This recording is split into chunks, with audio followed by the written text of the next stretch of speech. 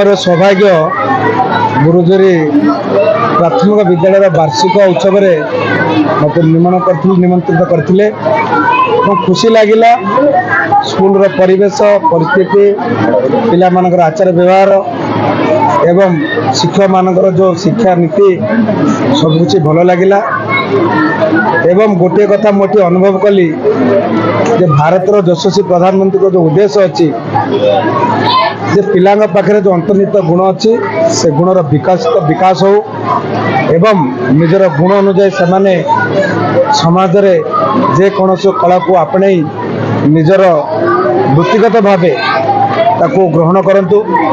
एठी देखिली ये गोटे 101 वर्षर विद्यालय जहाँकि किछि मास परे पूर्ण हम।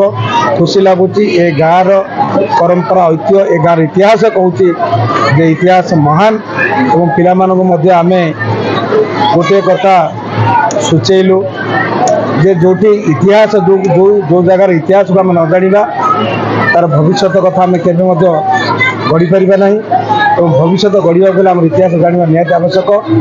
एवं जो प्रधानमंत्री मोदी जी जो स्वप्न अच्छी जे भारत वर्ष रहा समस्त युवक युवती माने खेल निजक नियोजित करंतु एवं आंतरिक स्थल ना करंतु।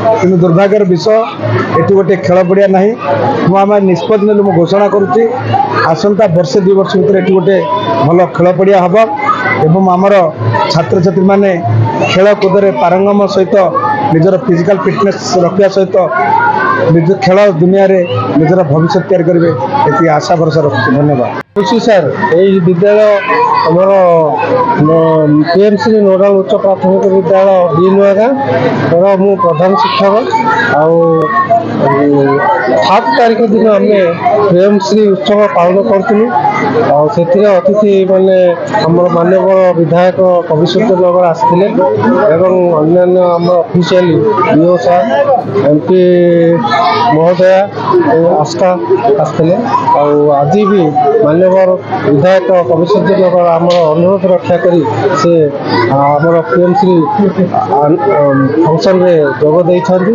सेते आमे बहुत गर्वित।